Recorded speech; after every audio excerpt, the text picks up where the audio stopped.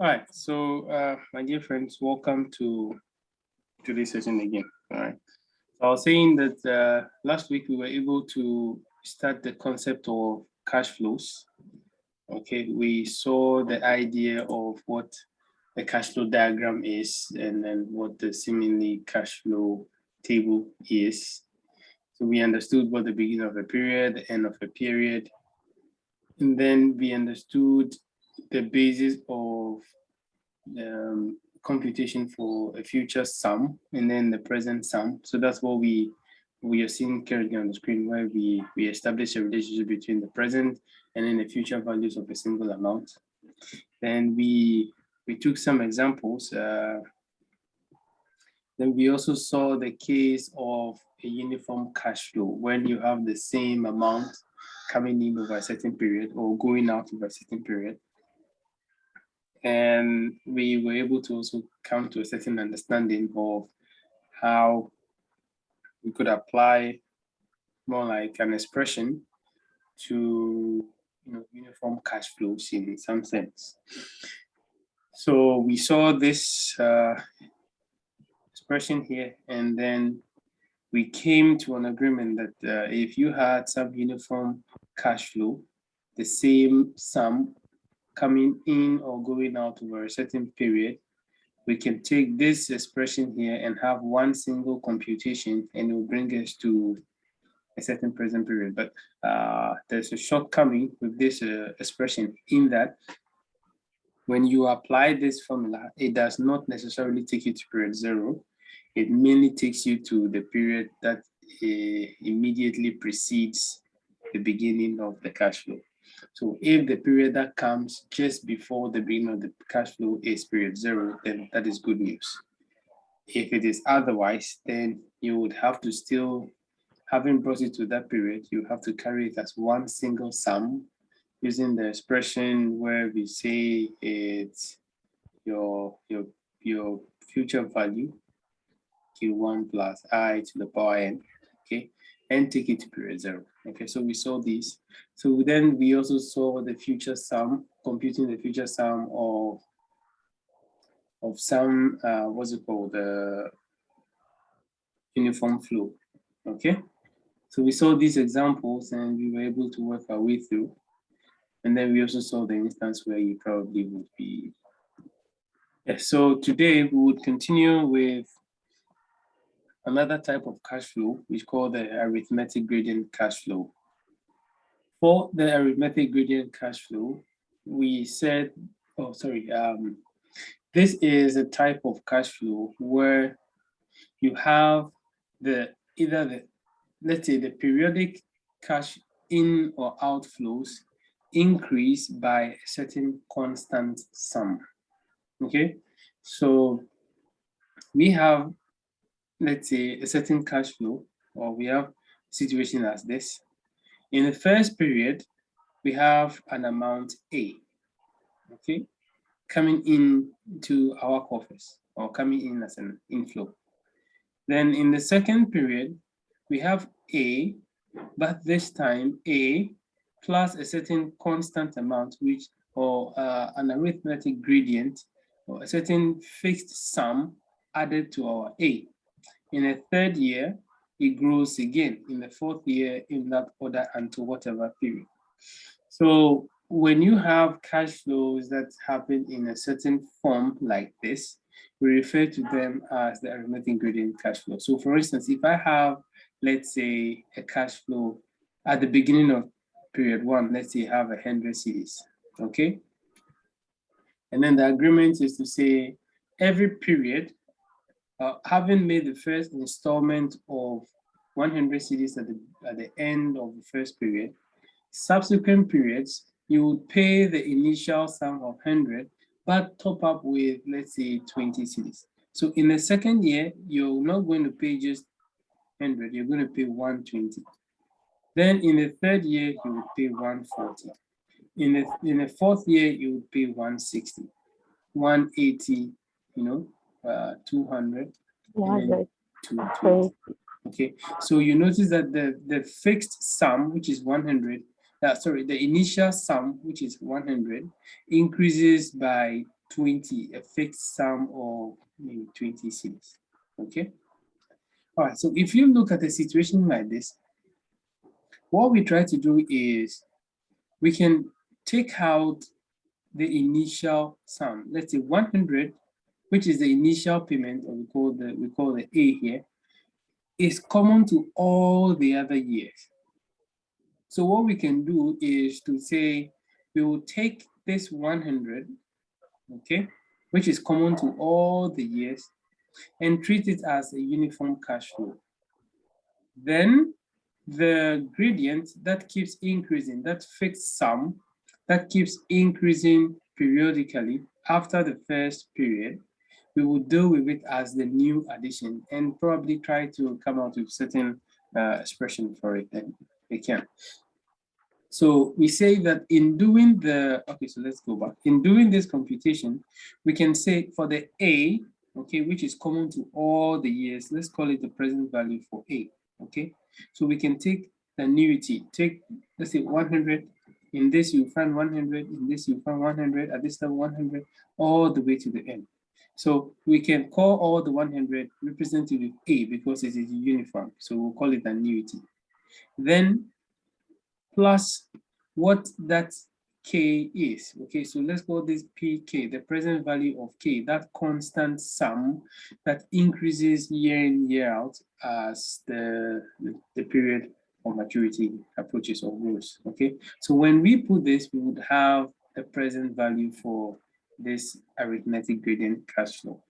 Okay, so we say that the total present value is the sum of the present value for the annuity and the present value for that constant sum that keeps increasing. Okay, so we go through this procedure, kind of like saying we start from period 2, okay, and because now if you go back, you would see that K doesn't start from period 1, it starts from period 2. Okay, so we'll take K. It's like we are trying to discount K, what's it called, individually. So think about it. So here, this is K over 1 plus I to the power 2 plus here, this is going to be 2K over 1 plus I to the power 3. Okay, and it goes in that order till we get to the end period. So this is what we're trying to put across here. So we would assume we'll take this as the first equation, okay? And then we want to generate another equation. So in doing so, we multiply, what's it called? We multiply this first equation by, let's say this scalar, 1 plus I, okay? And in simultaneous equations, you know, it is possible to introduce a certain scalar variable or multiple or something that can help you come up with another, what's it called, equation. And so if we multiply equation 1 by 1 times I, it reduces, you'll see that it reduces the powers by 1. It's just like saying you do K over 1 plus I squared times 1 plus I, okay? And so it would knock down the power by 1. So you see now this becomes power of 1, this becomes power of 2, this becomes 3, there becomes 4 in that order, okay? So then the second equation derived is equation 2. All right, so what we do is to take equation, we do equation 2 from equation 1, okay? We kind of like, this is the first equation, we take it from equation 1.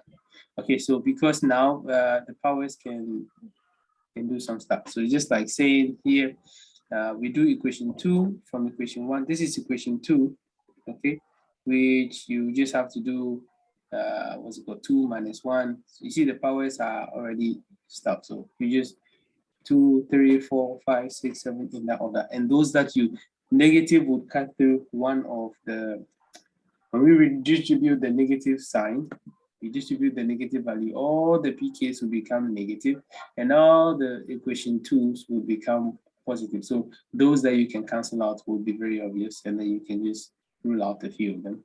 All right, so we are able to do the subtraction, and at the end of the day, what you are left with is something that looks like this. Okay, so therefore, like the equation here ends up producing, so like you would see that plus, minus, stuff will reduce and will go away. So we'll be left with this expression, especially the last one, which is here. This is not really what I hope you to be going through this morning, but it's fun. It's way. Anyway, so then it says we try to factor out some variables at the end of the day. Okay, like I said last week, I have a video on this on YouTube, Ugbs 202. You can see it, and we did how we did the proof. So those of you who are interested in it, you can go ahead and check it out. Right. So at the end of the period, this becomes the expression to deal with the PK. Okay, and for those of you who are worried, please, just to allay your fears a little bit, in an exam, all these formulas are given to you. The only thing you need to know is to know which one to apply. Okay, so just have that as a point of, let's say, encouragement at some point, and don't be too bothered about this. All right, so all this expression here is to help discount the constant values or the k values to period 0.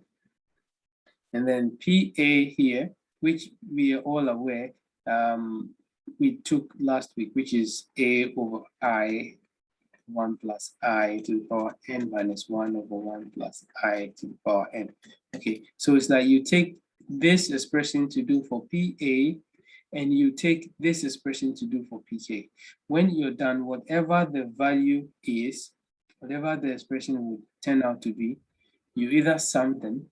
Now, it is possible, we use plus or minus because you may not know, at the end of the day, there could be some negative value because you'd see that there are some minus values and stuff. So anything could happen. So just to be on the safer side, we use plus or minus. In case that PK turns out to be a negative value, which I doubt will ever be, but in case it turns out to be a negative value, then it is PA minus PK. But I think all the time it's going to be a positive value. So it's the total present value will be PA plus PK. Okay.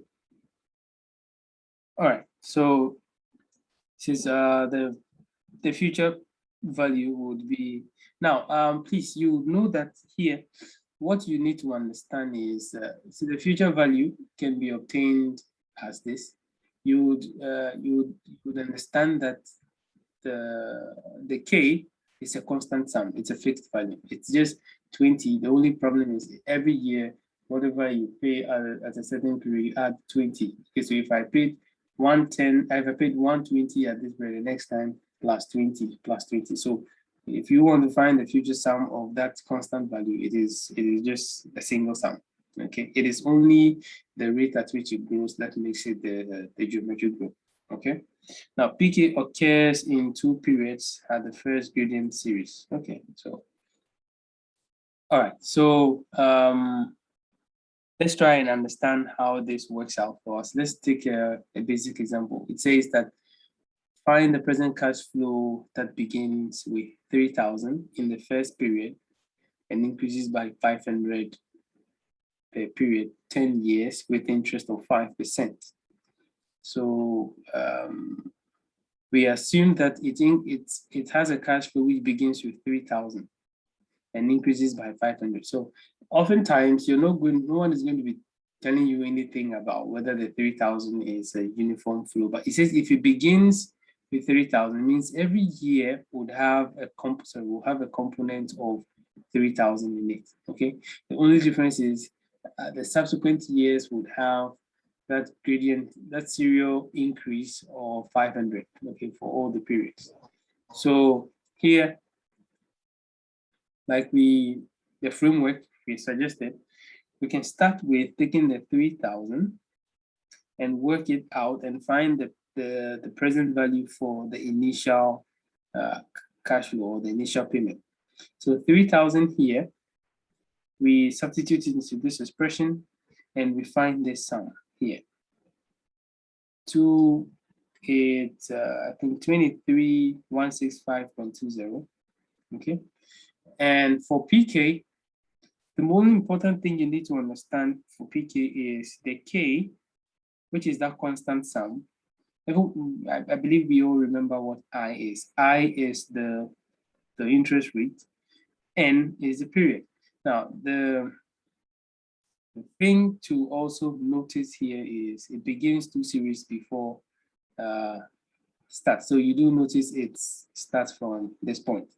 So, well, we substitute the values into it, but our interest is to take it completely to period 0. So we will take all the 10 years.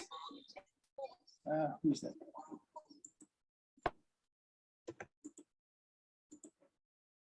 All right, so for the K, we use the entire 10-year period because we are interested in bringing it to period 0. And so we take 500.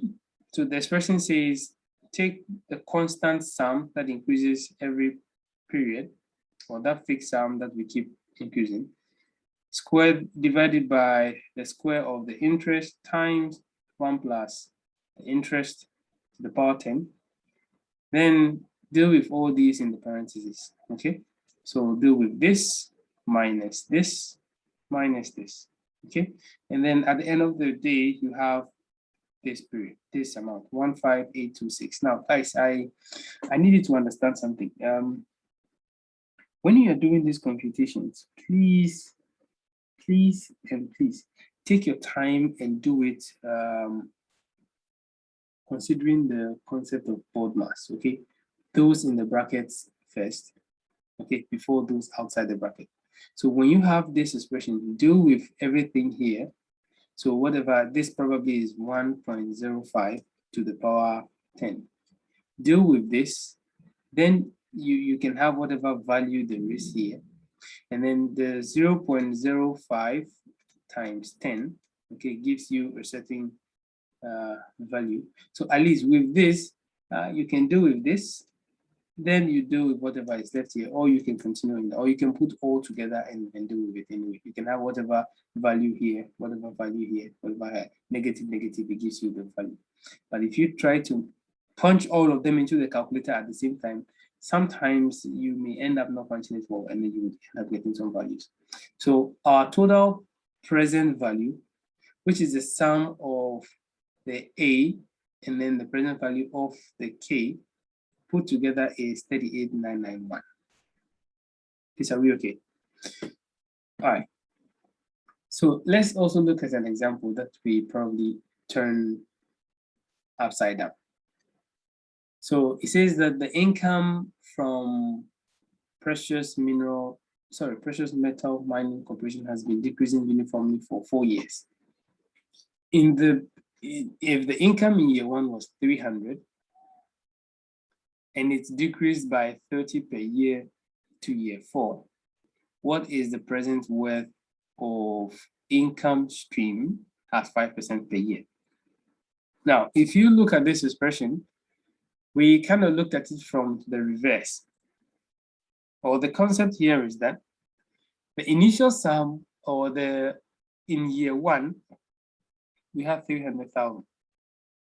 So what we did was to assume that all the periods were the same for 300,000 to year 4. And then we use the uniform cash flow approach to discount 300,000 for 4 years to period 0. Now, having done that, we have this sum. Then we take the 30,000, okay, by which the inflow or the cash outflow reduces. So it's fixed. So we apply this 30,000, and then we have this sum. And then at the end of the day, this time around, the income is falling by a certain fixed sum. So we did the reverse. We assumed that the initial sum covers all of it. And then each of the years that start reducing by 30. So when we are done, we find the difference between what it would have been if all the years were the same from the reduction, the discounted reduction, 84.86. Okay, so this also explains why sometimes we would have plus or minus. Okay, so here we took out the K from the PA. PK was taken from PA, and what is left gives us the total present value for the cash flow that you see above. Okay. So I think it is 910 something. All right. Sir, please, my network went off, so please can you kindly go over, please? Okay, look at it and ask a specific question where you don't understand. Maybe how you ask a question will help someone else too. No, it's not. My network went off. That's why I'm asking. So, as the network came back, it seems like you were just subtracting this thing, 10 million from 15 million. Or whatever. Sorry. All right, so I'm only giving you just two sides of the same point, where an instance is, we have in the first instance, you notice that, sorry, in the first example, we had a low sum, okay, which was 3,000, and then our flow grew up, okay? So what we did was to take the lower sum, which is the initial which the starting point is 3,000, and then we added it to what is growing periodically. In this case, the initial sum, or what's at the beginning period, is the highest one, and then subsequent periods it was falling by a certain fixed sum. Okay, so think about it in the sense where we say probably you probably purchase a certain machine, right? And you are supposed to pay at a certain interest. So we call this sometimes high purchase or something, where you pay a certain sum, initial deposit, huge or whatever sum here, and then a certain fixed amount is asked you to pay at whatever time period, in addition to some payments or something. I don't know if it really works perfect. No, I'm not sure. That's not a good example. Anyway, so we have an initial payment of 300,000, and for the subsequent years, okay, it reduces by 30,000, 30,000, 30,000.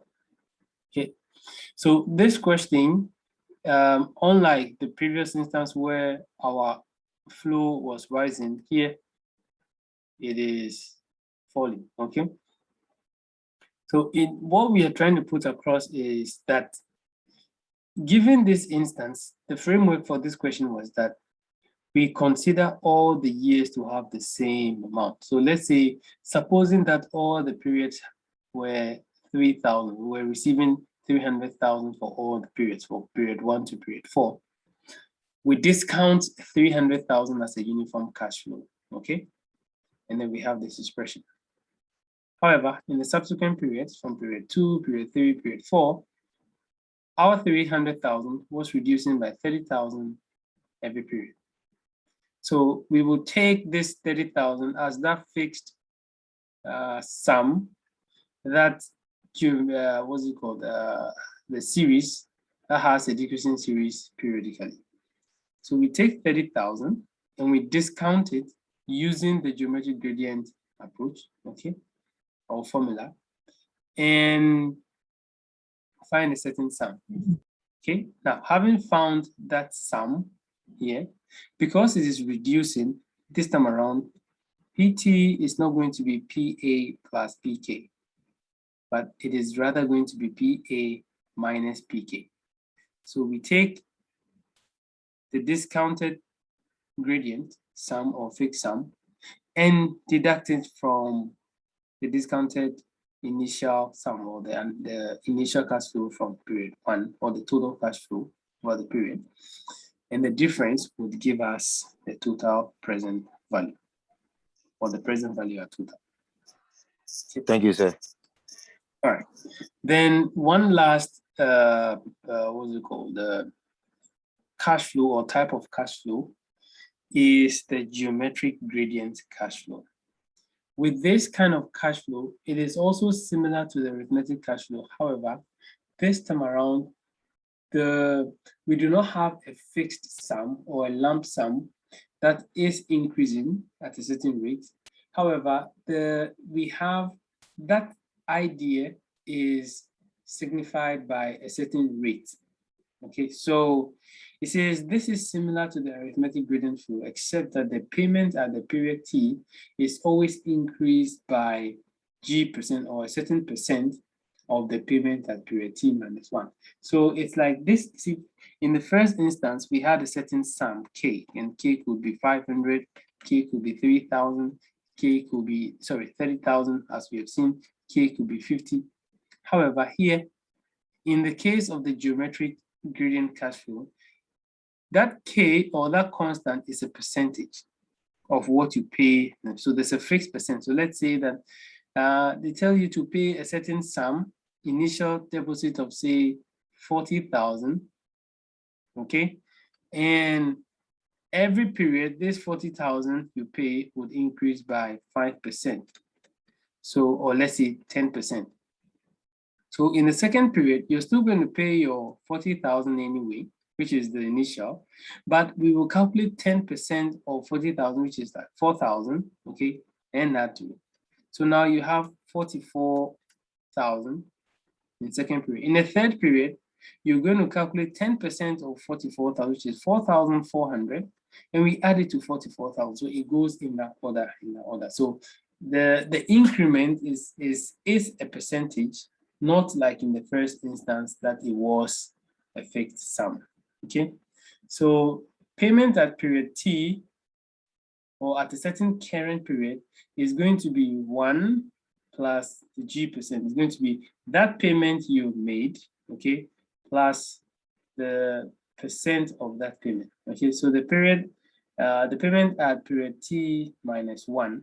Okay, so you notice that you're going to always have calculate a certain percentage of whatever you paid on the previous period. Okay, so it says that here the total present value for it is PT here equals A, and then A becomes that initial sum or the first payment you make. That is going to be common for all the periods. In fact, it is the basis for the geometric growth of your cash flow. So A into bracket 1 minus, you open parenthesis, 1 plus G over 1 plus I, all to the power n, and again, all divided by the difference between the interest rate and the geometric growth, okay, or the growth rate. So yi minus g. Now, we use this expression when the geometric growth or the rate of growth is not equal to the interest rate. There are quite some instances where, let's say, it says that the time value of money, maybe there's a percentage, let's say 10%, and coincidentally, the growth is also pegged at 10%. In that case, your I equals your G, okay? But in any instance where I and G are not the same, suppose that the growth rate is, let's say, 5%, then in this instance, I and G are not the same. And in instances where I and G are not the same, we use this expression to find the present value, the total present value, okay? The present value total. Now, in the instance where your G and then your I are the same, where the interest rates, okay, and the growth rates are the same, then we use this expression which says that the present value or the present value in total is the annuity or the annual worth. What do you call it, annual worth? You can say that amount, the initial payment here, which is A, into bracket n, which is the number of years, divided by 1 plus I, okay? And that would give you your present value at total. Okay, so let's look at an example. It says that the academic user fees of University of Ghana is set to increase by 10% per year for the next 4 years. You are a first-year student, and the fee of 1,000 cedis, and the fee is 1,000 cedis this year.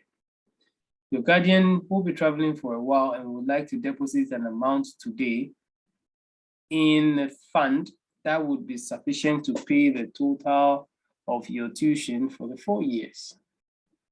how much should your guardian deposit today if the fund pays a rate of 10% A and B 5%? Okay, so let's say we have two different funds, one pays 5%, one pays 10%, or evaluate the situation when the fund pays 10% and when the fund pays 5%. So the first thing you do is try and carve out the information, summarize the information you have in the story, the relevant information. So the fee you're paying in the first year is 1,000, so that becomes the base amount. So that that amount will be uniform, would be consistent with all the other periods. Now, University of Ghana fees would increase 10% per year. So every year, the interest rate would grow. Our fees would be topped up by, so maybe after every year, your fee in level 100, which was 1,000, will now become 1,100, and it goes in that order. Okay, so that we refer to as the interest rate. As the growth rate, sorry, the growth of University of Ghana fees. Now, your guardian chooses a certain fund to make a certain deposit for you, and then the interest rate of the fund is, let's say, 10%. So our fee will grow by 10% per year, and then the interest rate of the fund is also 10%. This tells us that here our G and then the I are the same, so we would apply this expression. Okay, now in the instance where G and I are not the same, we'll use this expression. So here you have A, says it is A, okay, bracket N over 1 plus I. Okay, so our A is 1,000, the N, its number of years, is 4, 1 plus 0.1, okay, which is the interest rate, and we have this. Okay, so when the interest rate and then the growth rate are the same, your guardian will only need to put 3,960.40 down today, and your fees are covered for the 4 years. Now, in the case where the growth rate is 10% and the interest rate is 5%, then we will now need the more elaborate expression.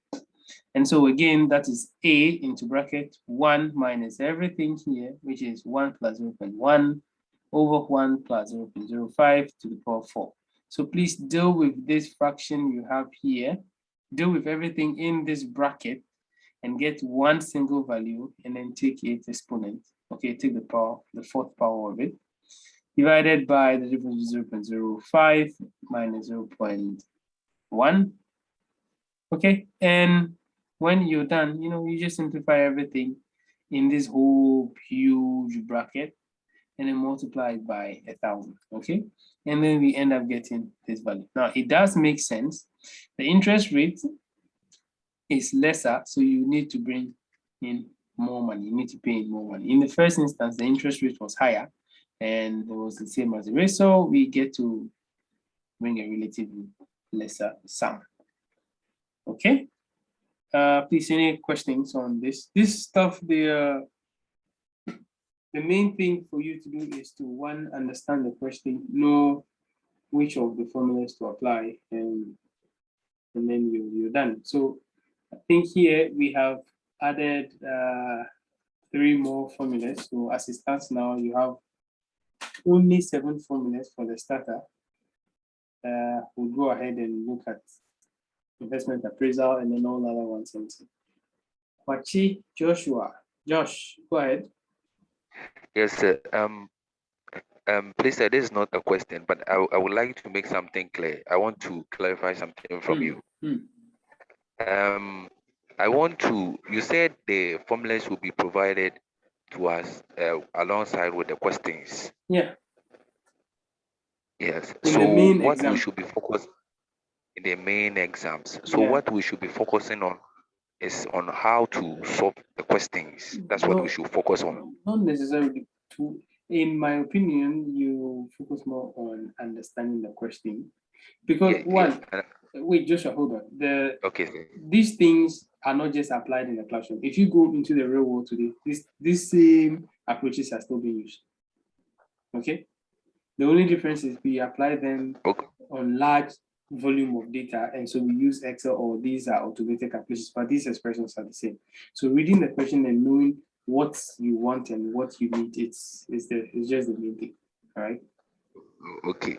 Yeah. Okay. So we should understand the question and then Exactly. how to solve it. Yeah. Okay. For instance, if you understand this question and you know that there is a certain element of a growth rate and a certain element of an interest rate, then you know it is a geometric what's it called? Series or something. You get it? Yes. If you look at a certain fixed sum and it is also growing plus a certain initial, then you know it's an arithmetic series. So then once you know the differences, you know which of the formulas to apply.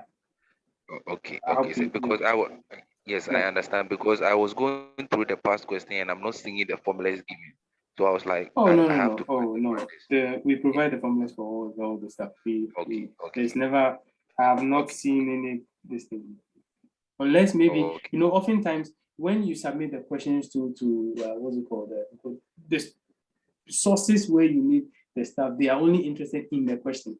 You get it? They are not necessarily interested in the whole pack. Oh, okay. So they will not necessarily photocopy or the last page of this, but every year we provide every formula you need for. But Okay.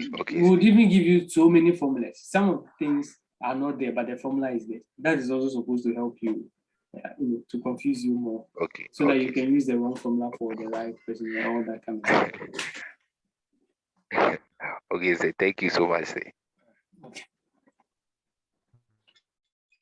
All right, so okay, so there's one last thing. It says we have something which is the uniform cash flow in perpetuity. These are certain rare situations that do occur where you can have a certain cash flow, a fixed amount coming in forever. I don't know if anyone can think of any of such in real life. I know, for instance, if you take the French countries, Cote d'Ivoire, Burkina Faso, all these countries that were ruled by France, there is this pact with the French government, which is their colonial, colonial masters. Even when they were given independence, there is a fixed sum that each of these countries are supposed to be paying to France. And even up to today, they still pay to France. So if you go to the central bank, every year there's a sum that is paid into the Bank de France or whatever, or their whatever thing. So that is an example of a certain cash flow that is in perpetuity. However, as to whether it's a fixed specific sum that is not changing or that will not be changing over time, I doubt. Okay, so but with a uniform cash flow, with a certain cash flow, okay, that is uniform for forever, for a certain period that we do not have an end period labeled to it.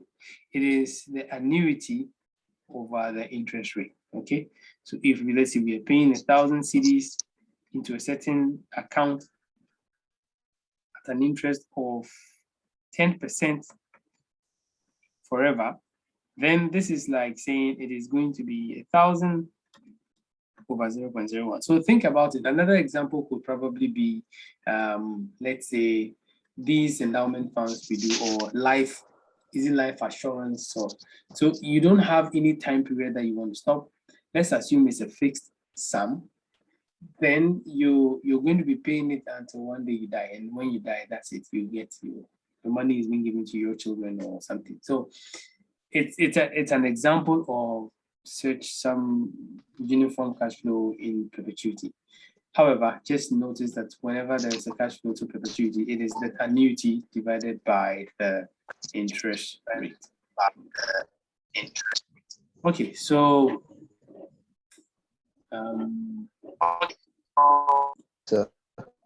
perfect. Please, can you hear now? Okay, sure. Perfect. So this, like I said, is the second session. Yeah, 10. Now, this session is just a direct application of what we have just learned from the previous session. We are going to take all the concept of net present value we have seen. We have seen the concept of as in how to discount the different types of cash flows in different sense and apply them in a different context. Okay, so the first one is we'll look at it. There are certain projects that when businesses are investing in these projects, their interest is not in how much the project will be bringing forth or the returns from the project. They are more interested in how soon they will recover their monies invested. So think about it in this sense. If you have two friends asking for loans from you, and one said that, oh, I beg, give me 1,000 cedis, I'll pay you next week. And another one says, oh, give me 1,000 cedis, I'll pay you by the end of the month. That's probably in about 2 weeks' time or something. When you weigh out these two, one will pay you back just next week, the other will pay you back in 2 weeks. Chances are that if you're using the payback period, then your motive is to consider how soon, the earliest possible time you can get your investment back. And so based on that decision, on that analysis, all things being equal, you will choose the option or the friend that promises to pay back in a week's time and abandon the one that will pay back after 2 weeks. Okay, so we refer to all these decision approaches as capital investment appraisal. So businesses day in, day out make all sorts of investments or capital investments. They invest in acquiring equipment, they invest in acquiring what's it called, factories, all sorts of things, vehicles, all kinds of investments that businesses make into to facilitate production. We refer to them as capital investments. Okay, so when businesses are about making these capital investments, they consider or they use certain decision rules to help them arrive at the best possible investment to make at a certain time. Okay, so we'll start with the first one, which is the payback period. And the payback period often just looks at the earliest possible time that the business would recover its investment. Now, so let's jump into it. We have, we're going to look at three, techniques, provided the time would allow us. The first one is the payback period, okay? Which under the payback period, we'll look at the non-discounted payback period. We'll look at the discounted payback period, and then we'll look at the annuity, okay? When we use the annuity to consider the payback periods or the periodic payments. And then we'll also look at the net present values, where we'll look at the equal lifespan, and we'll also look at the non-equal lifespan of projects. And then we'll also look at the annual worth, or what we call the annuity, and well, maybe the LCM approach or something, but I'm not sure we want to get into that. These are quite old approaches, especially this one. No one seems to be using it at the moment. And then we would also look at what we call the internal rate of return, where we compare the interest, the rate, or the percentage return we intend to get, and then the business's own, minimum acceptable rate of return, where we try to compare the investment rate of two projects, okay? So let's look at the first one, payback period. So let's look at the payback period when the interest factor is not considered. So we will call this the non-discounted payback period. Now, or in some cases, we'll say when the interest rate is 0. So here, for the non-discounted payback period, it says that when we're looking for the period N, it will be equal to C naught, which is the initial capital investment, the initial lump sum we invest, minus the sum of those inflows that we make from, or the perceived or the expected inflows, estimated inflows over the period. Now, when we find this ratio, we find the difference between the initial investment and then the cumulative difference of the inflows.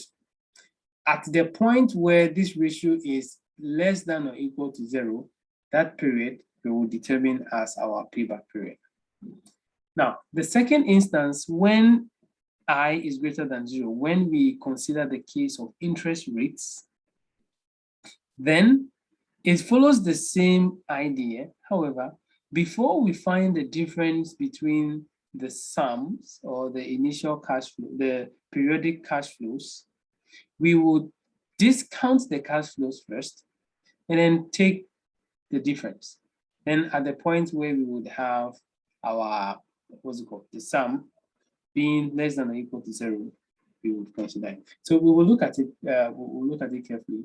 And then, so for the payback period for when I equals 0, we can easily recalculate the formula which says that A plus B over C. And where it says TP is the payback period, and A is the last period with the negative cumulative cash flow, the last period with the negative cumulative cash flow. And B is the absolute value of the cumulative cash flow, the total cumulative cash flow. And then C is the total cash flow during the period immediately after A, the period immediately after A. And we know that A is the last period before, the last period with the negative cash flow. So let's get into some examples and just work on it, okay? Now, so we are going to look at the two instances, when I equals 0, and then when I equals 10%. So here, non-discounted, here it is discounted, okay? All right, so if you look at the cash flow table, initially, we invest, let's say, 50,000. So let's assume that we buy a car, okay, to work for us. Let's say a delivery van for 50 cities. And then we project at the end of the first year, we will expect revenue of, say, 20,000. At the end of the second year, we would expect revenue of, again, 20,000. In the third year, 17,000. And in the fourth year, 14,000. It says assume that 360 days in a year, okay?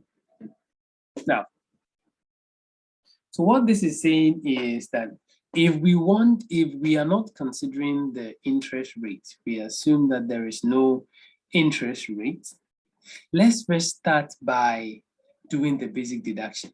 So I'll try and do it manually with us. So our initial investment is 50,000, okay? At the end of period 1, we expect 20,000. Now, when you find the difference between 20,000 and 50,000, would we have recovered everything that we had invested at the beginning? No. No. Okay, exactly. Now, please, let me also draw your attention to, okay, so let me do it this way, and then I'll also do it another reverse fashion. So here, you notice that we will be left with 30,000, isn't it? Okay, because when we take out our 20,000, we're left with 30,000. Then it says that, so as a year 1, we will not have recovered everything. So let's go to year 2. In year 2, we earn another 20,000. Now, if we take out what we're earning or the inflow as at the end of year 2 from everything, we still wouldn't have recovered our entire sum. We would be left with 10,000. Okay, we'll be left with 10,000. Now, in the third year, we still have some recovery to do. So we earn 17,000 in the third year. So we introduce the third year, and having introduced our 17,000 in the third year, this value changes to positive value, isn't it? Positive value, which means that we have at the end, or by the somewhere in the third year, we would have recovered all our 50,000. Do you understand what I'm putting across? This is basic subtraction, okay? So I invested 50,000, year 1, I got 20,000, I take it out, I put it aside. I'm left with 30,000 to do. I get another 20,000, I take it aside, I'm left with 10,000. And I get 17,000. I take the 10,000 out, I'm left with 7,000. Okay, so the idea is that, well, then I am actually somewhere in the third year, I would have surely finished paying back maybe the 50,000. Okay, so supposing that it was a loan and you want to clear the loan totally, you take 50,000 loan, you buy the vehicle. First year, you put together 20,000, boom, you're going to pay it against the loan. And then the second year, put another 20,000, boom, you're going to pay it against the loan. Then you get 17,000, you go, please, how much do I have left? Then you go and pay maybe 10,000 left, and then boom, you've paid. Now, remember, we are saying that interest rate equals 0. Okay, so there is nothing like we are considering the rate of maybe inflation or any other economic indicator. Okay, so we know that somewhere in the third year, we probably would have had some stuff. So it says that in applying this expression to find the actual payback period. Now, if we do just this subtraction, you would know that someone can say that it is in the third year that we finished making our payment, but we didn't use the whole of the third year to make the payment. Is that okay? So in trying to find what specific period we had used, okay, or what specific time, so maybe how many years and months did we actually use to actually, what's it called, pay this sum, then what we're doing is, it says that take A. A is the period where the period just before you finished making the payment, the period just before you finished making. So we finished making the payment in period 2. So the period just before we finished making the period is 2. Okay. In somewhere in year 3, we ended up of 50K. So the period just before year 3 is period 2 plus. Now, what was the final amount that we paid towards the loan? It was 10,000. Okay, divided by, as at the year 3, okay, the total cash flow that we received in year 3. Okay, so it's like saying, so when you take the year in which we finished it, how much did we take away from that amount we earned in that period? Okay, how much did we take from it to offset the loan or to complete the payment of the loan? Okay, that was 10,000. And we divided by the total, what's it called? Total inflow, and then we multiply it by 360. Now, here we are looking for it in days because the question said that 360 days. If probably we were to consider months, then here you multiply it by 12 so that we can limit it into months or something. Okay, so here we do this computation now. Just focus on this one. This is period. This is in years. Okay, so we can keep this one. Whatever is done, you can. So we do all this, and then you find 211.7 and 211.7 because we multiply by 360. The unit is in days. So this is like saying 2 full years, okay, and then 211 points, let's say 212 days in period 3, okay? So this is our payback period. We use 2 years and 211.7 days. Are we okay? Is everyone okay with this? This is basic subtraction, okay? So it tells us when we paid our money, which year we finished paying the money, and then which specific period or day that we. Someone, please go ahead. So in the cumulative cash flow, the year 3 is supposed to be 7,000 or 70,000. This is 7. What was that? Huh. It's 70,000, huh? 1, 2, yes. 3. Yes. Okay. Thank you. Thank you. It didn't look like 70,000 to me. Now, guys, another way of writing this would be your initial payment is 50,000. So it's an outflow, right? You agree with it's an outflow. So then this is an inflow, year 1. So we had 20,000. Okay. So this would give us negative 30,000. I hope you agree with me. Then in year 2, we had plus 20,000 again. So this would give us negative 7,000. Then plus 17. Negative 10,000. No, negative 10,000. 10,000, 10,000. What am I doing? All right, so plus 17,000. Then this would give you positive 7,000. Please help you. So you notice that here, it is the same way. You could choose to do it in any way. You could choose to make this positive and make all the other ones negative. Okay. And however, but the intuition there is that in the first one that I did, when you assume the 50,000 is the positive value, then you are assuming this is more like the inflow. Do you get it?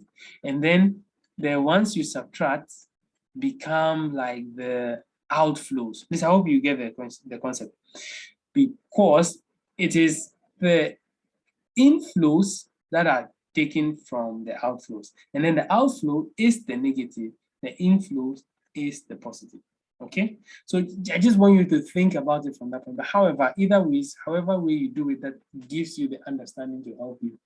No one has a problem with it. Okay, but to make sure that the logic follows, or our calculation follows the logic that the theory preaches, ideally it would have to be minus 50K, okay, plus 20,000, plus another 20,000, plus 17,000, and plus 40,000. Okay, so here what tells you is that from year 3, in total, we will end up making some profit like 28,000, and it just says all the revenues that you're going to be making after you have paid back the money is your profits. Okay. All right. Now, Sir, yes, please. please. So, in examination, are we supposed to draw the cash flow and cumulative cash flow table? No, however you want to present it and present your answer, please go ahead. If presenting the table will make life easy for you, fine. But otherwise, you can just do it straightforward. Okay, thanks. All right, so it says now find the cumulative present value of each of the periods. Okay, so what we are saying is, next, the instance where we now want to consider the time value of money, where we say the present value, we have an interest rate of 10%. Okay, and so in this case, first let's discount the values. Okay, let's discount them and then see if then after discounting them, we can now do the deduction. Okay, so we take the first cash inflow, 20,000, which is in year 1, we bring it to period 0. So this is like saying you're doing 20,000, okay, all over 1 plus 0.10 to the power 1. Okay, then you do to the second one, 20,000, 20K, 1 plus 0.10 to the power 2. So you do it all the way for the last one. Some people don't like this, so they'll do 1 and subtract, okay, to the power 4. So we have found the equivalent discounted value. So these are the present values for each of the cash inflows. So now you will now take these discounted values and deduct them from the initial investment. So we take the first one. When I take 18,181.82 from 50,000, I have this, okay? Then the next one, which is 16,528.93, I take it from this and I have that. Then I take the next one, which is the value is still negative, so it means we are not done paying off. And the next one is the 12,772.35. I subtract it from it and I have this, okay, minus 25. Then I get to my 4th year.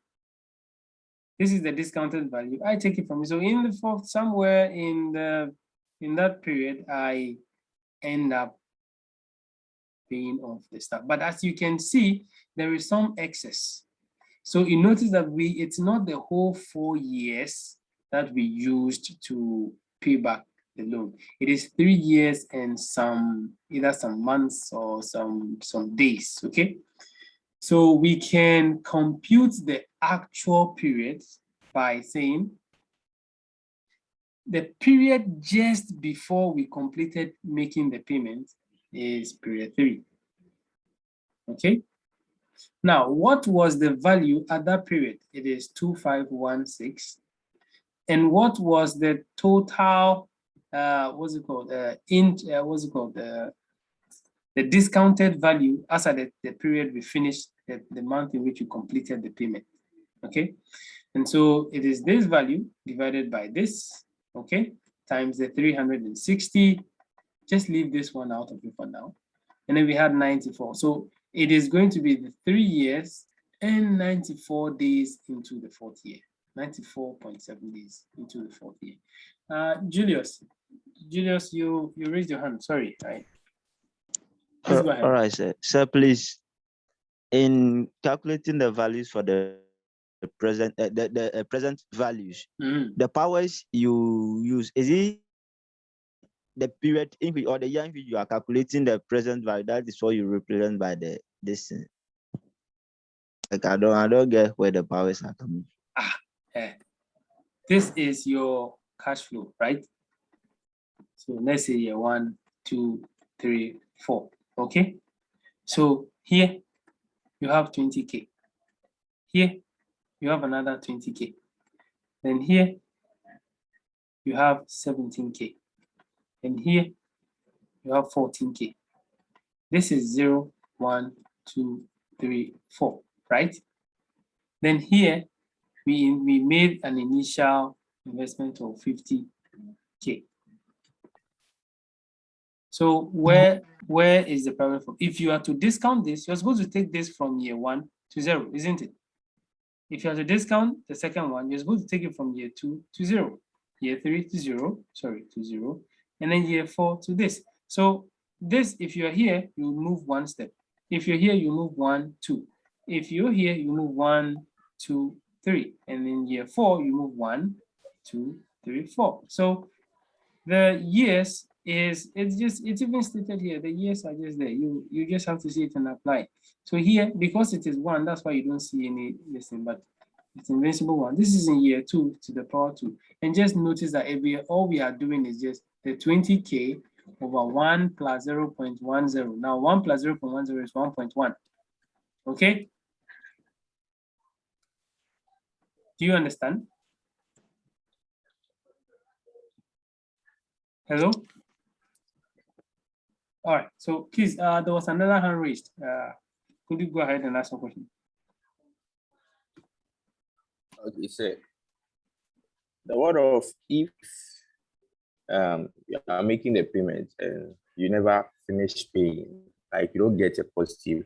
You don't get, yeah, it's very possible. That one in the first place should tell you that this project is, so at the end of the day, when we are done, we'll learn how we draw conclusions, okay, from these kind of issues. Okay, so okay, please. Yeah, so but to answer your question, if at the end of the period you're still getting negatives, you're not done paying, that project is not viable. It means you're never going to be able to repay the initial investment, right?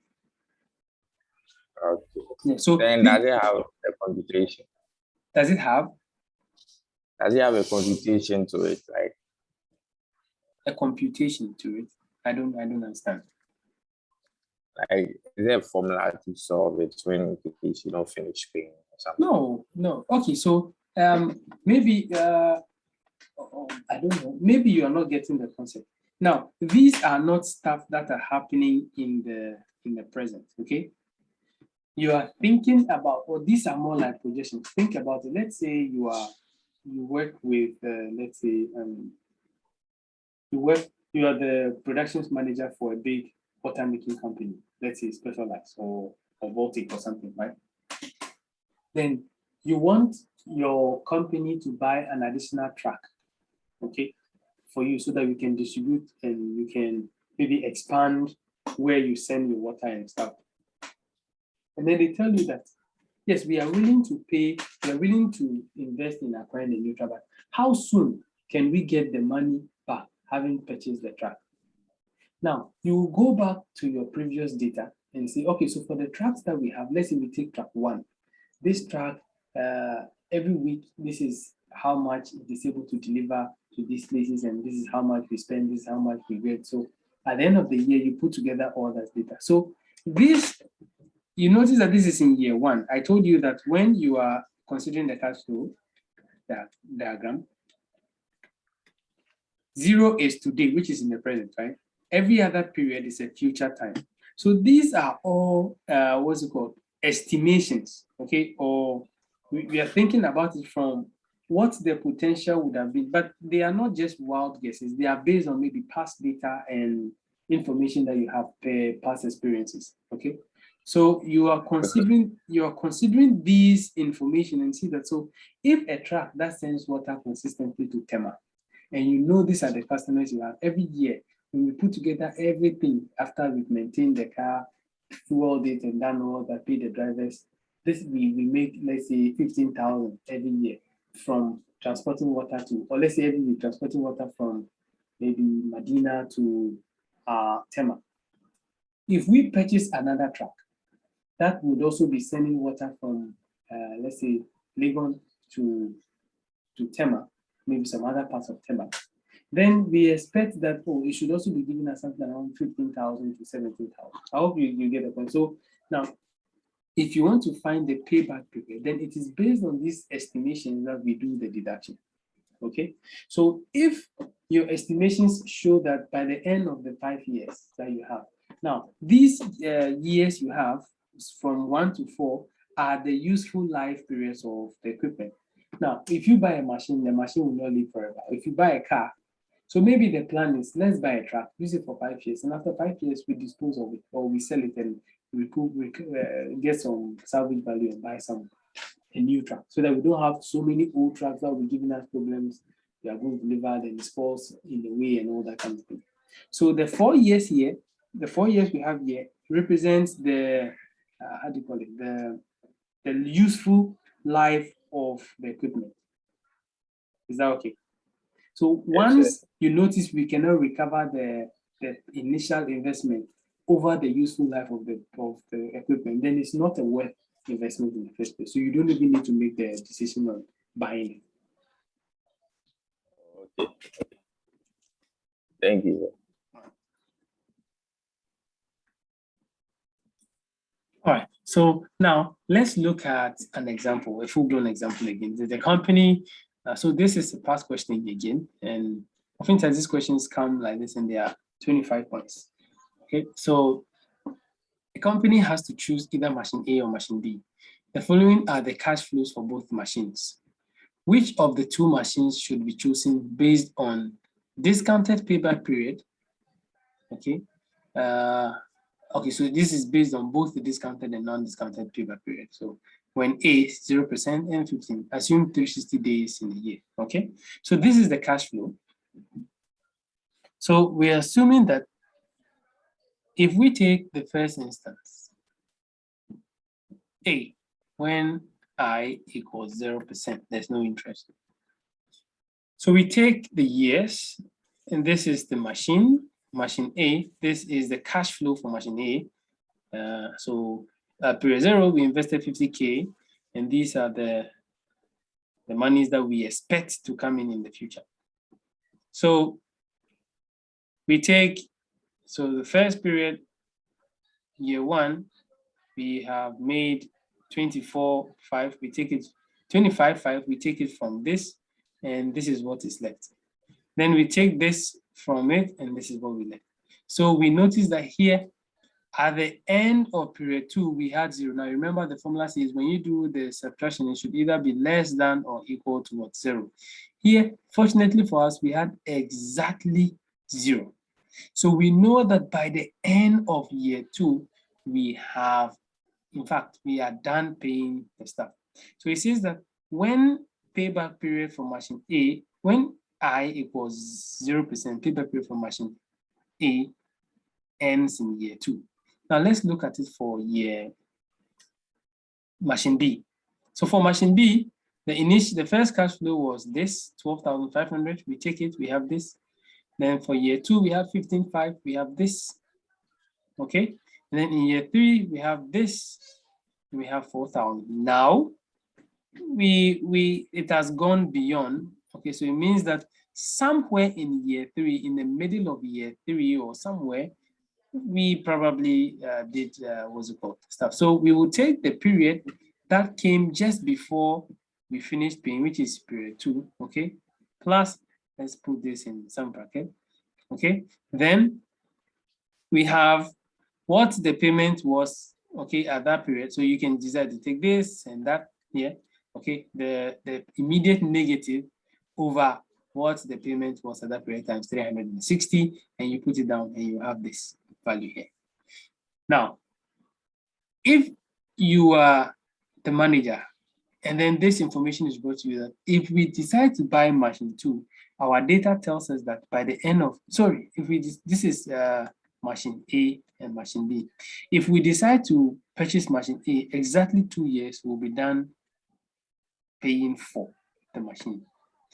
If we go for a loan.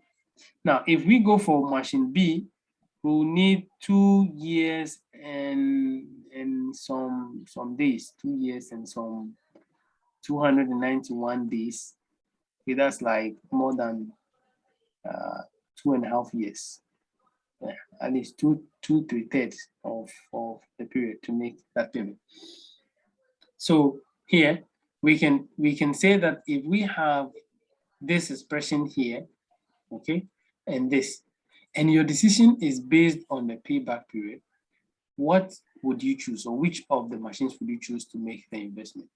Now, we would pick machine A since it has the shortest payback period. So here the decision is to pick the option that has the shortest payback period. So machine A has a payback period of 2 years. This has 2-point-something years. So the option would be to pick machine A, because by then, whatever investment management would have made into the equipment, after exactly 2 years, they would have recovered their sum. Okay. All right. So please, does it make sense? So here, you don't need to. I'm coming. So you don't need to, write too much or write anything too much English or anything. The point is, so the decision is to pick machine A since it has the shortest payback period. All right, Joshua, you have a question. I think there's a typo here. I'm coming. You first need, this should be 17K over 21K times 360. Okay. All right. Yes, please go ahead. Yeah, Joshua. Yeah. Say that one will give us 2 years and 293 days. This one. But you had 290. Yes, you had 291 days. So it's an obvious typo. I don't know what I was typing. Yeah, but it's the period just before. It's the period. It's the period just before we finished paying. Okay, divided by the cash flow at the period in which we finished paying times the number of days. Okay, so 17K, but okay, over 221,000 times 360. Okay, and we just, the period that we know that the period just before is this. Okay, it is 2. So when we are done, we will have this expression. Okay. Please, there are several ways of finding these. Okay, so it's not like it's a typo though, but look, if you go into the literature, there are several ways of finding the actual payback period. But I think my issue should have been to maintain for consistency purposes. So please always keep this one, okay? The one that the period just before, and then the payback at the end when we finish paying times the number of days or months or you're giving, plus the period before we did the payment. Okay, all right. But I am sure if you did this, normally I do my computations in Excel, it should give you the same thing. Mensa, Michael, you raise your hand. Please go ahead. Michael, please hurry up, okay, so that we can. Please, is it 4 over 21,000 or 4,000? The 2 plus 4 over 21,000. It should be 4 over 21,000. Like the year. I'm just taking the total period. This is more like taking the total period plus the period before we. It's like, see, you are doing something, we call it extrapolation. You are finding like it is obvious that we finished paying somewhere in year 3, but we want to kind of like extrapolate where exactly we paid. So the period just before we finish paying and then the period after we had paid, okay? But this one is not part of the computation. So you have 4 over the 21,000 times 360 days. It should give you something. But like I'm saying, please, let's just be consistent. What I taught you from the beginning is to take the cash flow, okay, the cumulative cash flow, okay? So if we say the period before we finish paying, so the cumulative cash flow as at that period, okay, over the cash flow in the period that we actually finished paying times the number of days, okay?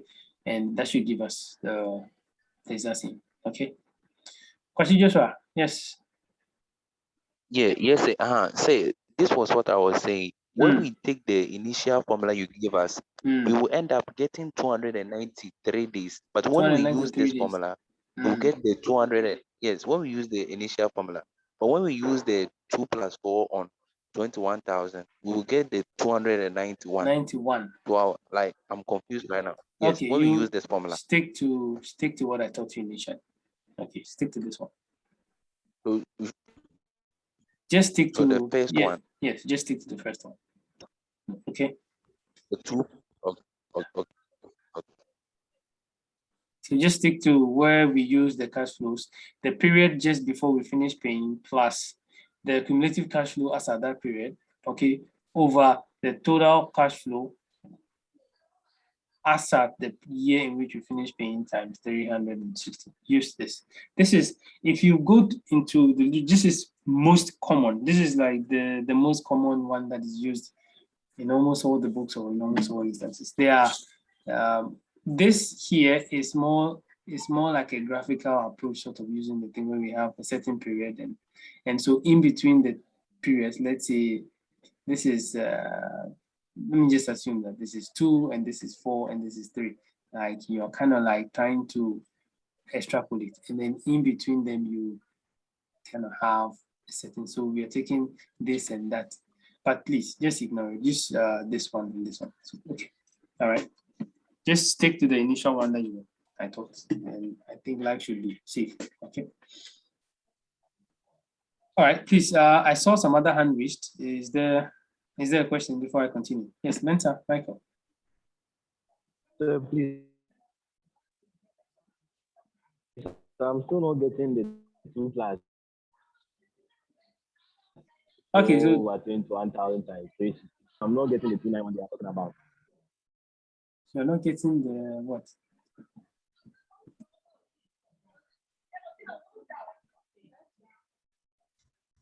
You're not. I don't. Please come again.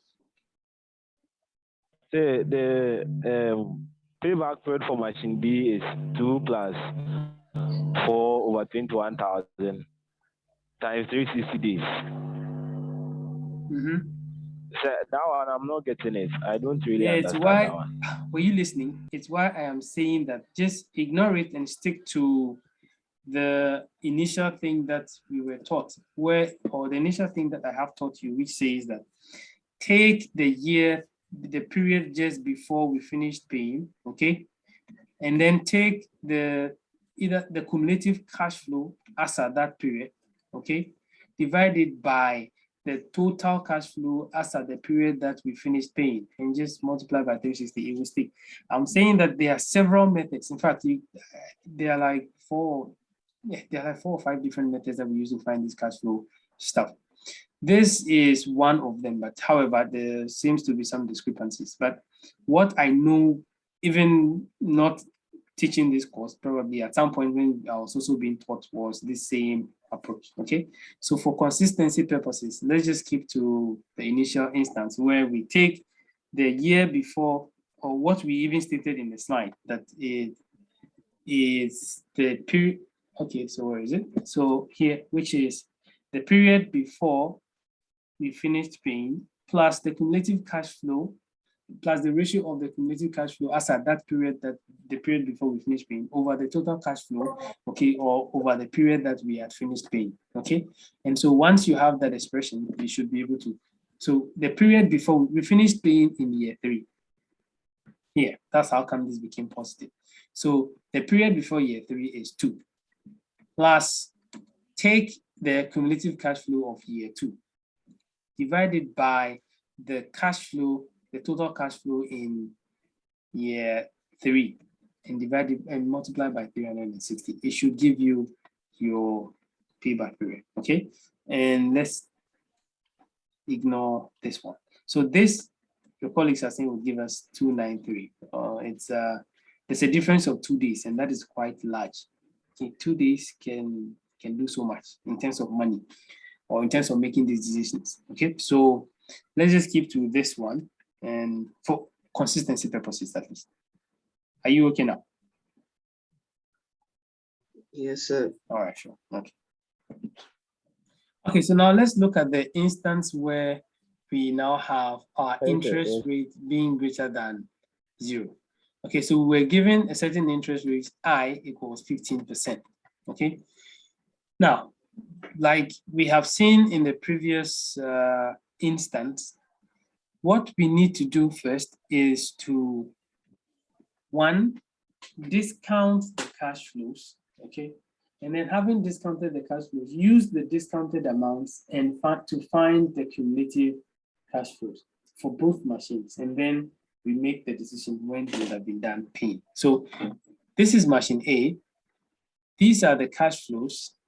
So when we discount these cash flows, okay, you discount the cash flow and you subtract from 50,000. You discount the cash flow and you subtract from what is there, and you discount it. So for machine A, we saw that.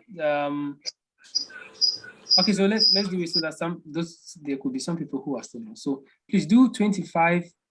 Okay, 500 divided by 1.15. Okay, this is year 1, so it is okay. So and then the next one will be 24,500 divided by 1.15 to the power 2. At least let's just do 1. Let's just do 1 so that they see what's here. So anyone who has a calculator could just do 25,500 divided by 1.15. What would that give us? Give us 22173. 22173. 173. Exactly 22173. Okay. Let's do it 22173.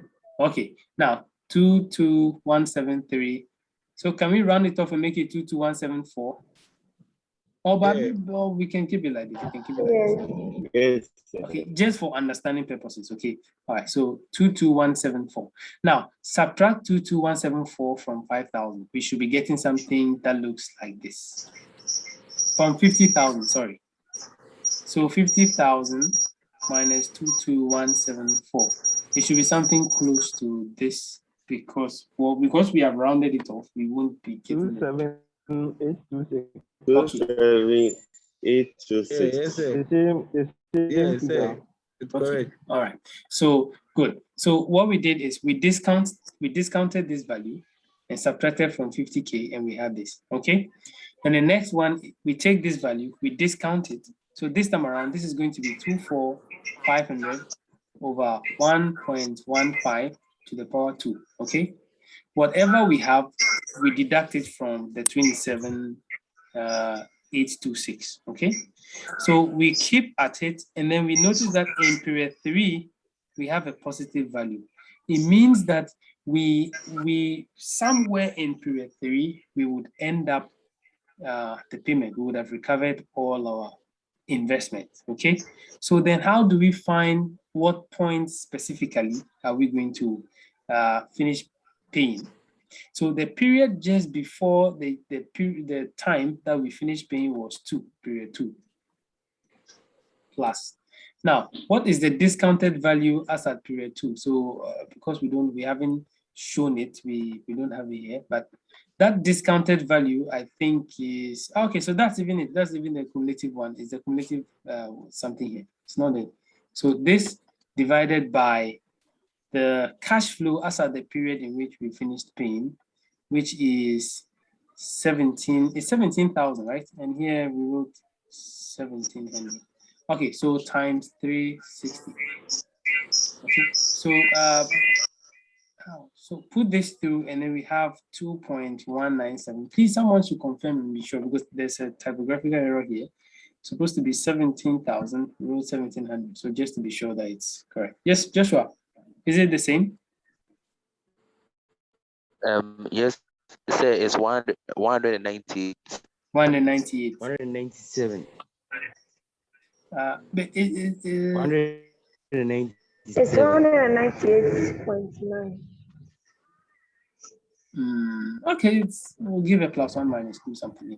So, all right. So, well, 196.9 to 197. Okay, all right. So it's kind of like approximated, sort of. All right. So, if we have this, so we are saying that for machine A, we would end up paying 2 years, 197 days. Okay, and then for machine B was 3 years and 81 days. 3 years, 81 days. Okay, so with the discounted approach, we would end up selecting machine A. Okay, so machine A. So our decision would be to go for machine A because it has the shorter payback period. Yes, Joshua, you have your hand raised again. Joshua, please hurry up. Let's do it fast. Yeah. Please say, I had 198.9. Can I convert it to 199, or I should just take 190? How are you getting your values? You always seem to have values that when you do the 2 plus. He's adding the 2 years to the 2 years. So leave this out of it. That's why I put this in bracket. Leave this. Just do for the days. You add the 2 years. Leave this out of it and just do this. Okay. This is the year. This one is the years plus the number of days, and we are interested in just the days. So just do this over that times 360. This ratio is what we are looking for. Is that okay?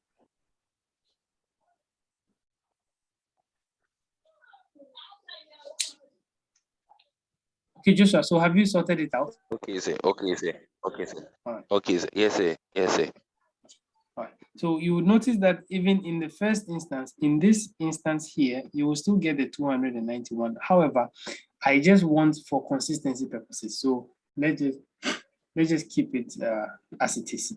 Okay. Oh, where am I? All right. So, okay. So with the payback period, either the discounted payback or the non-discounted payback, the decision is to choose the option with the lesser payback period. Please have that at the back of your mind. Okay. And just write a simple conclusion that the decision is to go for maybe machine A or machine B, depending on what the decision is, because it has a lesser payback period. Simple, you're done. Okay, please, the decision is the conclusion, or the concluding statement is also very important. Okay. All right. So now let's look at the case of payback periods for equal or periodic amounts. Okay.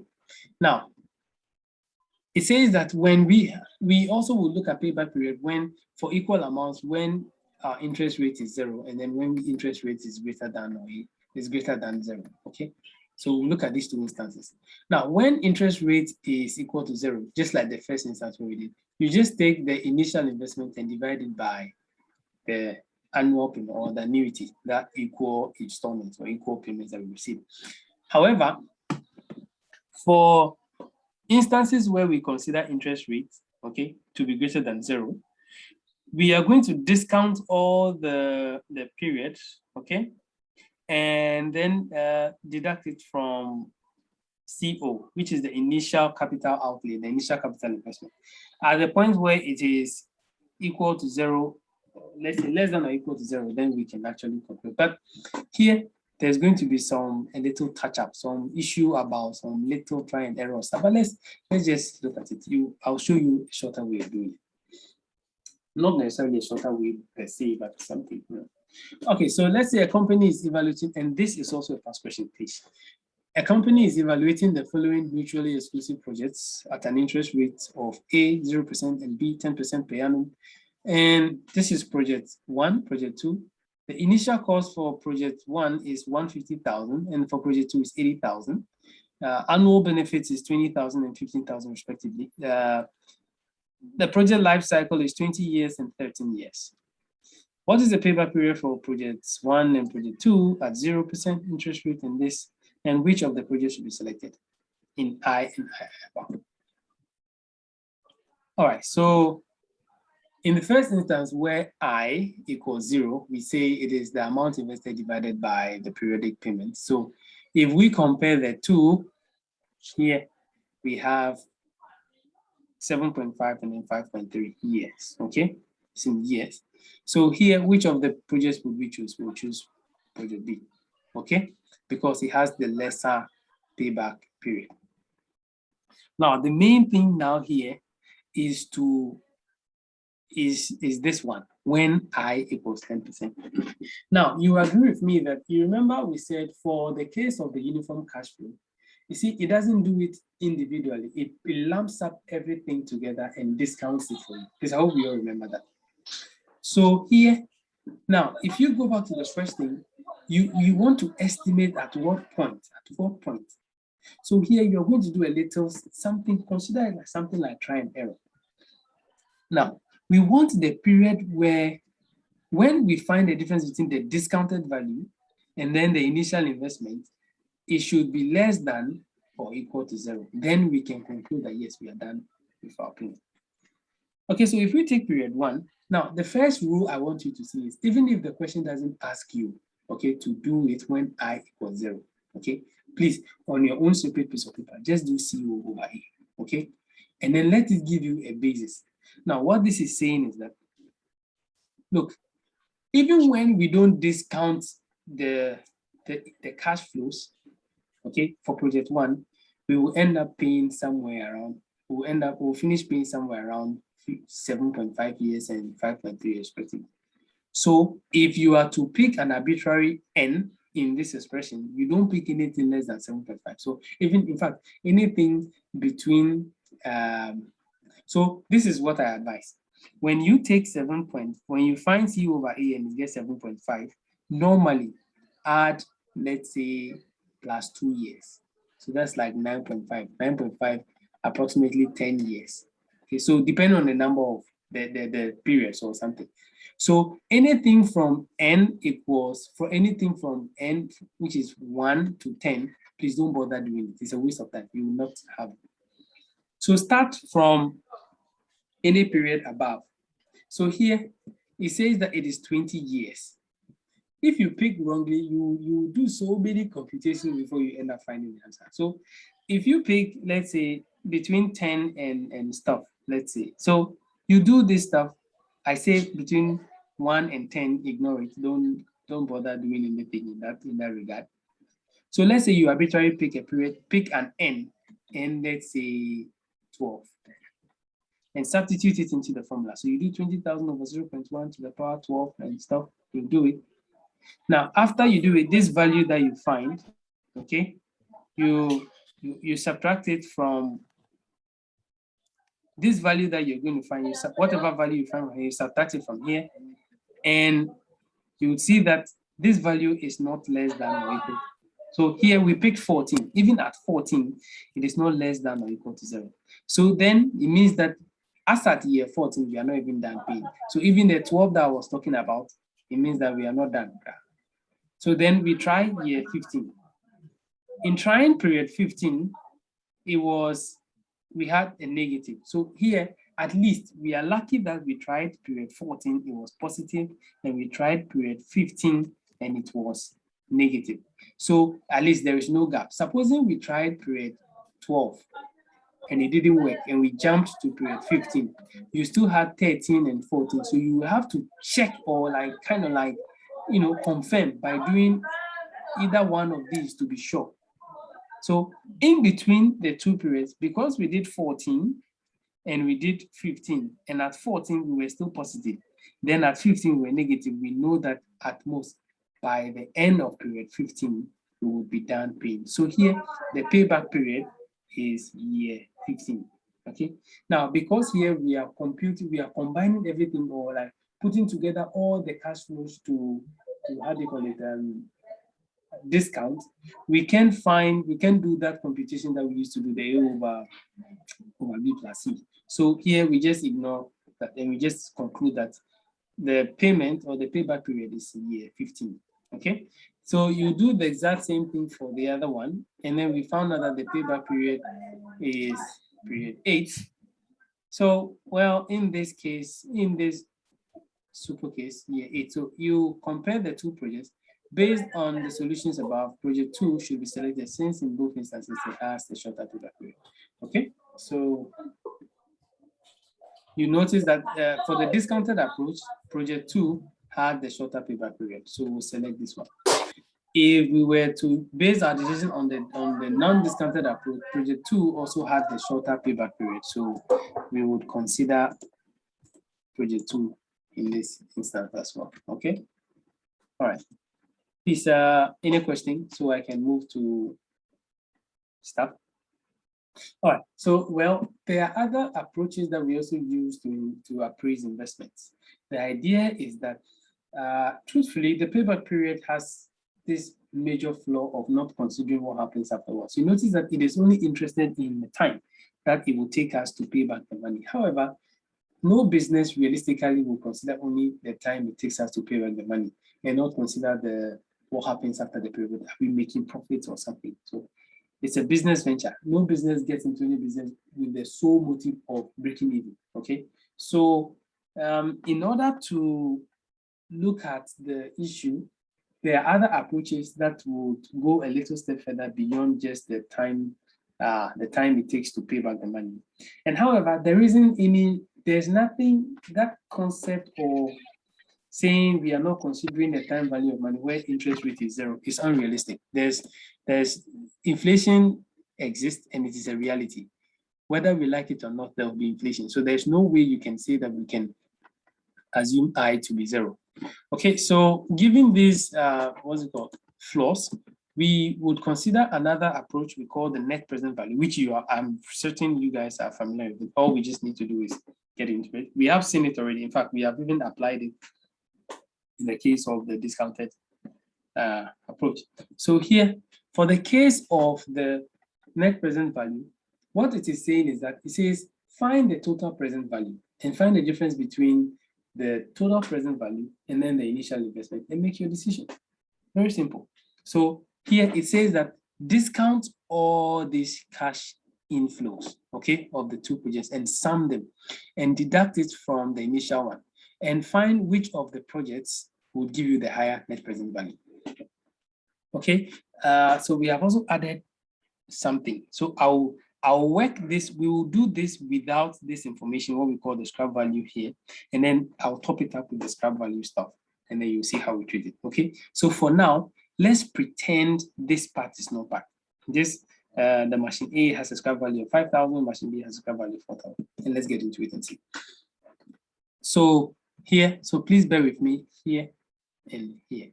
Okay, all right, so what we are saying is, so in case of the net present value, discount all the cash flows to the present. So here the interest rate was 50K. So the formula says discount all your cash flows, so 1 plus I, okay, and sum all of them, okay, and then deduct it from this. We are hoping to get a positive ratio. So 25 over 1.2 to the power 1, 24, 5 to the power 2, this to the power 3 to the power 4. Then when we are done, okay, you sum all these, okay, and then find the difference between it and then the present and then the initial investment, okay? And then you compare the two values. The one with the higher value is the project you should choose. But in this question, we added something we call scrap value. Scrap value refers to something we also call salvage value. When a certain equipment has outlived its useful life, sometimes we don't just dispose them off. For instance, if you have a very old computer or a desktop that you bought and you've used for so many years now, it's no longer working, probably it's spoiled, and for whatever reason, you have to dispose it off. If you're lucky, there are some guys who go around who buy scrap. You can sell your whole device to them, maybe for some 50 cedis or 30 cedis, and you would have recovered some amount of money. So that amount of money you are getting at the end of that period, as a result of disposing of the machine, is what we call the scrap value. There are other instances where we can also have, we call it disposal, what's it called, cost. Now, for instance, if you have a huge machine that you want to dispose of, and it would take, maybe you have to transport it from your factory floor to somewhere for it to be disposed of, because maybe it has some hazard or something and you must pay experts to come and do that. In that case, you would end up incurring a cost, okay, to dispose of the machine. Now, in the case of the scrap value, because it is an income you are gaining at the end of the useful life of the machine, we add it to the cash inflow or the revenue we are already earning at the end of the period. So the machine is supposed to last us 4 years. At the end of the 4 years, we are earning 14,000. Now, same end of the year, we resold the machine or we dispose it off at a certain amount. So you have a car, you've used the car to run taxi business for 5 years. Then at the end of the 5 years, maybe you made 14,000 at the end of the year. And then Charlie, you are tired. So you decide to sell the car at 5,000 to someone. So your revenue in total at the end of the 5th year is the revenue from the working of the car, plus the amount in which you sold it out. Okay, so that's why here we add this, what we call the scrap value or the salvage value, plus the revenue we earn at the period to become one sum. And the same applies to the second machine. So when we are done, we discount all these values. And then we find the difference between the sum of the discounted values and then the initial investment. And so here we had 7,264. And then for machine B, we had 8,587. So our decision would be to select machine B because it has the higher net present value. Please, do we understand? All right. The same applies to the case of what's it called? The uniform flow. Okay. Now, a company is evaluating the following mutually exclusive projects. One project, the initial cost is 200,000. The other project is 100,000. And the annual benefits for project 1 is 26K and project 2 is 21K. This project lasts for 16 years. This lasts for 10 years. Which of the projects should be selected at an interest rate of stuff? So you also understand that these projects have unequal life projects, but life spans anyway. And they for instance, if you buy a truck, a robust truck, let's say a pickup, and then you buy a saloon car, and the pickup can last for a longer period, and then the car can also last for a longer period. But either ways, we can't they all have specific things that they'll be used for. So now the point of departure is what we say the mutually exclusive projects. It means they are not interdependent.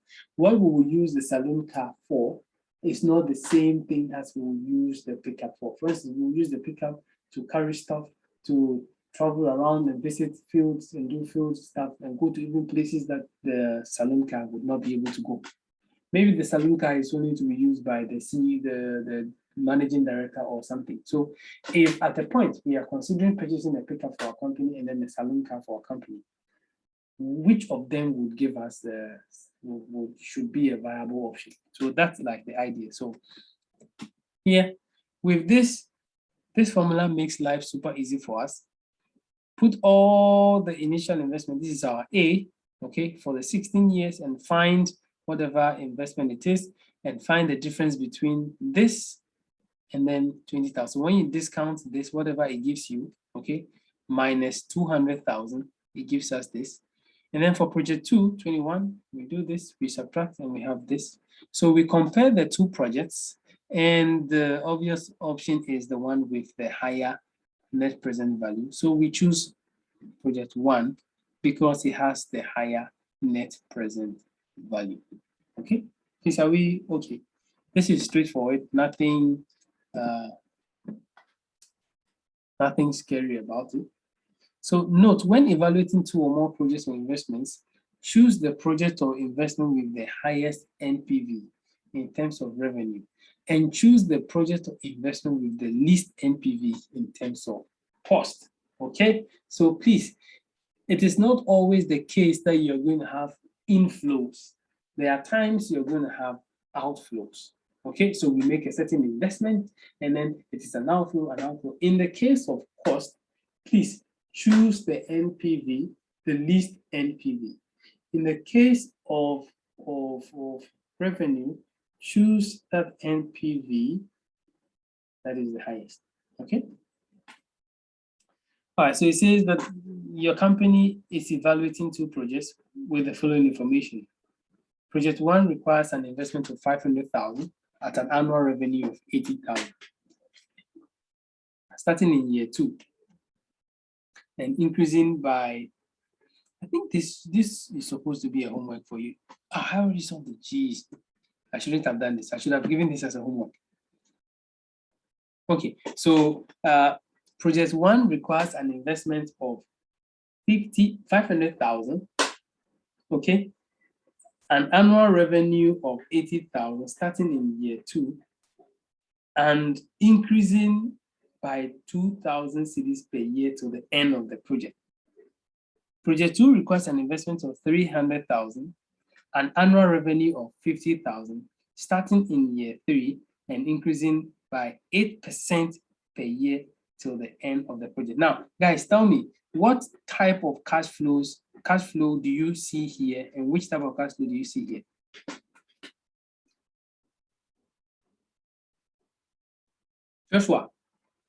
Josh, what type of cash flow do you see in project 1, and what type of cash flow do you see in project 2?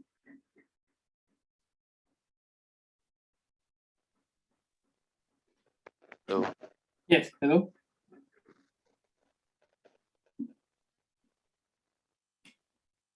Yes.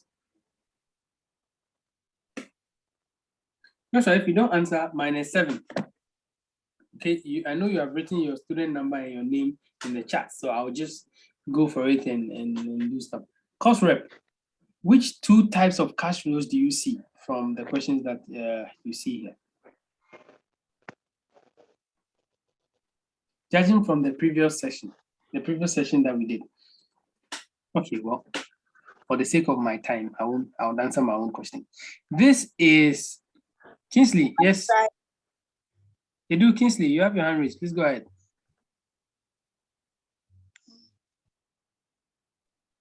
Kingsley, hurry up. Okay.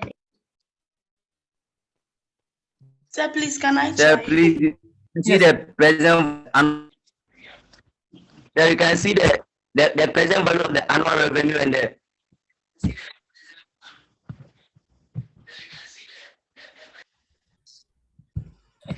okay, the lady who wanted to try, please go ahead. Kingsley is still figuring stuff out, so he'll come back soon.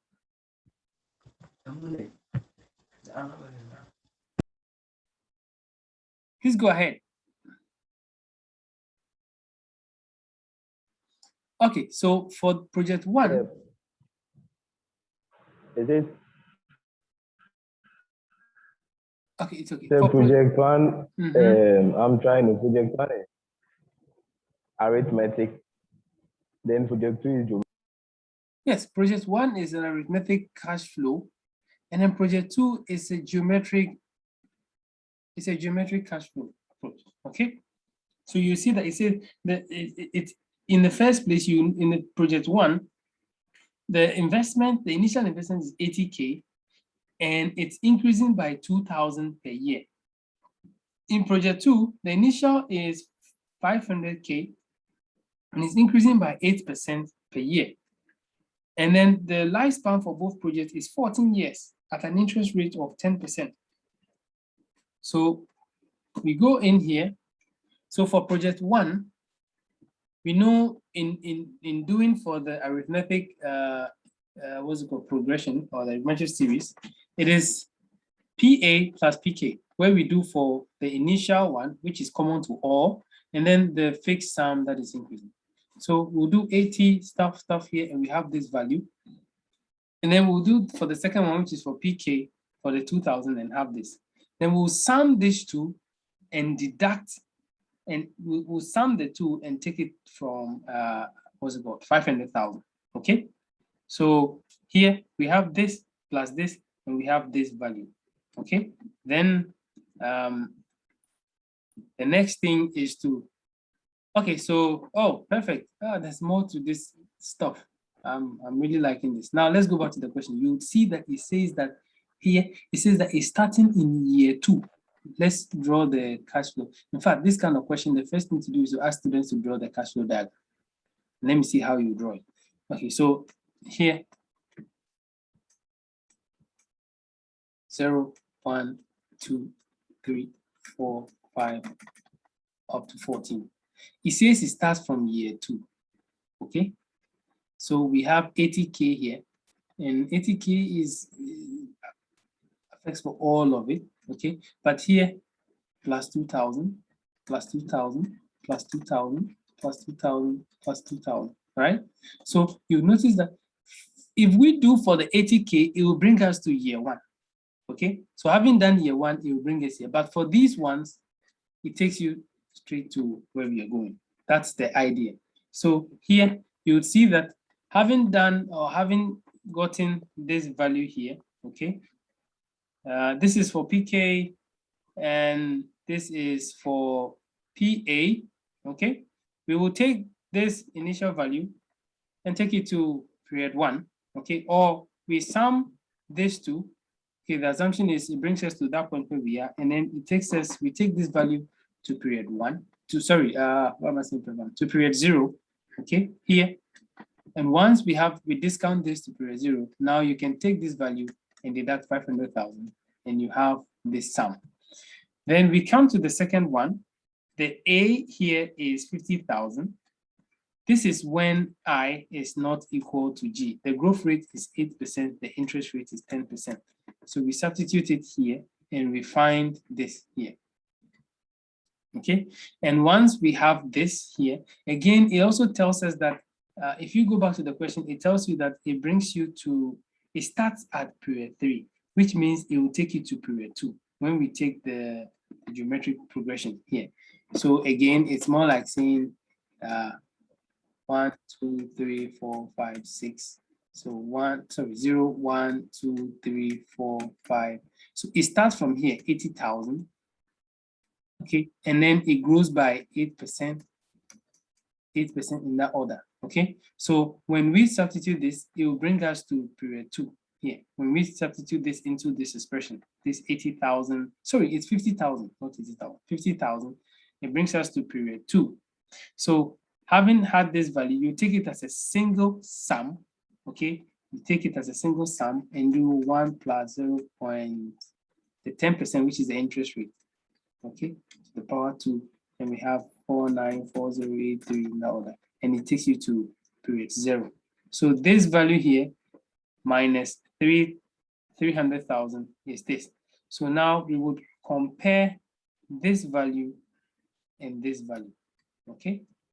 And so this is 707, no, this is 77,293. This is 108,333. So here the project to select would be project 2 because it has the higher, it has the higher NPV. Okay. Perfect. Again, more questions for you to try. So if we have an NPV, so we have this, a company has to choose between machine A and machine B, the following cash flows. Okay, these are the cash flows. And this is which of the two machines should be chosen based on NPV if interest rate is 10%. So here it's saying discount all of them, discount all these, sum them, and deduct from the 50K. And gives you this. Go for machine B, discount all of them, sum them, and deduct from the initial investment, and it gives you this. And now let's compare the two. If you compare these two, machine B has the higher stuff, but let's read the question and be sure. Has the following cash flows, cash flows. Okay, perfect. So it is revenue. So here we can comfortably select machine B as the option that has higher. Is anyone here who's not following what we're doing? All right. So That'll be fine. all right, perfect. No, because we have already done these things, it's not anything difficult. It's just applying the same concepts that we have done. Okay. Now the last one, annual worth is time is up, but this is so straightforward. The annual worth is just like saying finding A in this expression. You remember the present value for uniform cash flow. And there was a question that asked us to find the A for the uniform cash flow. And we found the expression is P times I over 1 plus I to the power n over 1 plus I to the power n minus 1. So if you have two projects, okay, so you have two projects, okay, this is and these are the annual benefits, okay. The annual worth helps to tell us how much we're going to be getting periodically, okay, from each project. It's like having discounted the projects. So here, if we have this expression, if actually we're supposed to use the NPV, then you can do this computation. First, discount everything, okay? If you discount everything here, based purely on NPV, we will choose project 1, okay? However, if we are to make our decision based on the annual worth of this, then because we have project 1, if you go back again, project 1, this is the net present value. Project B, this is the net present value. Now, you remember that if we have to make A the subject, we must find P, okay? That is the reason why we had to find the present values of these expressions. So this is the present value for project 1. This is the present value for project B. So if we have to find the annual worth, then A equals P I 1 plus I to the power n over 1 plus I to the power n minus 1. And P is the net present value, okay? So, and everyone, we can all, I hope I can agree with you that you can all find the net present value. It's just like find P equals A over I, 1 plus I to the power n minus 1 over 1 plus I to the power n. So you substitute the values into it and you find P. Now, so having found P, you take your P value and you put it into this expression and you find the annual worth. So here we are annually, this project will be generating this amount. Project 1 will generate this amount. Project 2 will generate this amount. Or this is A for project 1, and this is A for project 2. So the one with the higher annual worth should be the option we should select.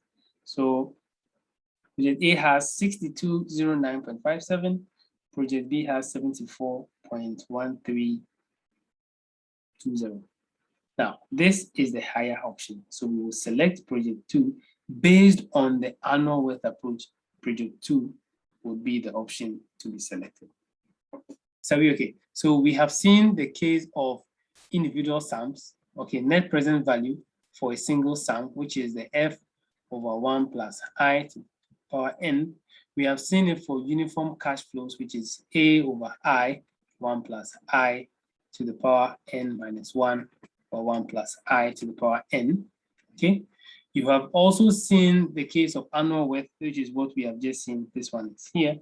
You've also seen the case for the geometric cash flows in the instance where G is not equal to what's it called, I, okay, where you know A, okay, 1 plus G, okay, over 1 plus I, okay, all to the power n, then all over, I think, is I minus G, okay, all over this.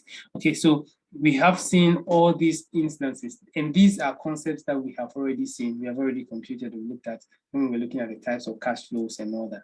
So now we are only applying them to help us make decisions. So if you are supposed to make a decision based on annual worth, all it's trying to tell you is find the A for each of the projects. So first, you know that P equals this. So you must first find the net present value and then solve for A.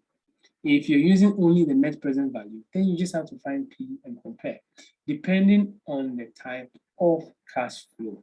So here, my appeal to you is take your time, go back to the video, know the types of cash flows that we have, and then pattern your kind of questions. Now, sometimes even when you have the question and it doesn't make sense, try and draw